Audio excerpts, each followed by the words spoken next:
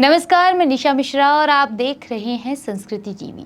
दोस्तों, छोटी दिवाली को नरक चतुर्दशी भी कहते हैं, जो कि कार्तिक मास के कृष्ण चतुर्दशी के दिन मनाई जाती है। छोटी दिवाली का ये दिन इसलिए विशेष माना जाता है क्योंकि इस दिन मृत्यु के देवता यमराज की पूजा की जाती है। साथ ही दक्षिण दिशा में यम देवता के नाम का दीपक भी जलाया जाता है। कहा जाता है कि ऐसा करने से परिवार में अकाल मृत्यु की संभावना समाप्त हो जाती है। किंतु नरक चतुर्दशी की कथा क्या है और ये मनाई क्यों जाती है, आइए जानते हैं। तो दोस्तों, सबसे पहले तो आपको बता दें कि कार्तिक मास की चतुर्दशी को नरक चतुर्दशी कहा जाता है। साथ ही इसे छोटी दीपावली, रूप चौदस, नरक चौदस और काली चौदस के नाम से भी जाना जाता है। अब बात करें यदि इस पर्व की कथा की, तो कार्तिक मास की कृष्ण चतुर्दशी के दिन भगवान कृष्ण ने नरकासुर नामक राक्षस, जिसका अन्य नाम था भौमासुर का, उसका वध किया था। इसलिए इस दिन को नरक चतुर्दशी कहा जाता है।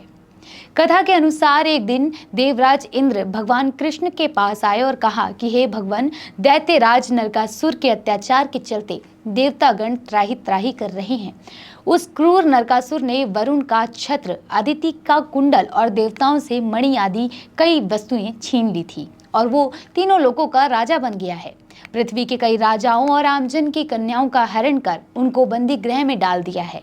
अतः कृपया कर आप इन तीनों लोगों को उस क्रूर राक्षस से बचाएं। देवराज इंद्र की बात सुनकर भगवान कृष्ण अपनी पत्नी सत्यभामा के साथ गरुड़ पर सवार होकर प्रयाग ज्योतिषपुर पहुंचे, जहां पर नरकासुर निवास करता था।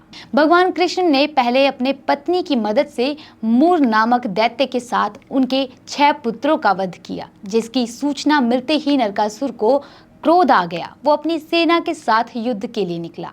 यहाँ आपको बता दें कि नरकासुर को ये श्राप मिला था कि उसका अंत एक स्त्री के हाथों ही होगा। इसलिए भगवान कृष्ण ने पत्नी सत्यभामा को सारथी बनाया और युद्ध के अंत में सत्यभामा की मदद से भौमासुर का अंत कर दिया। साथ ही उसके कैद से 6000 महिलाओं को मुक्त भी करवाया। इसके बाद भौमासुर के पुत्र भगदत्त को अभय का वरदान देकर प्रयाग ज्योतिष का राजा बना दिया। कथा के अनुसार भगवान कृष्ण ने नरकासुर का अंत कार्तिक मास के कृष्ण पक्ष की चतुर्दशी तिथि के दिन किया था। इसलिए इस तिथि को नरक चतुर्दशी के नाम से जाना जाता है। नरकासुर की मृत्यु के बाद भगवान श्री कृष्ण के शरीर पर पड़े रक्त के छींटों को साफ करने के लिए उन्होंने स्वयं तेल से स्नान किया था। यही कारण है कि तभी से इस दिन शरीर पर तेल लगाकर स्नान करके और शरीर में उपटन लगाने का चलन भी सामने आया।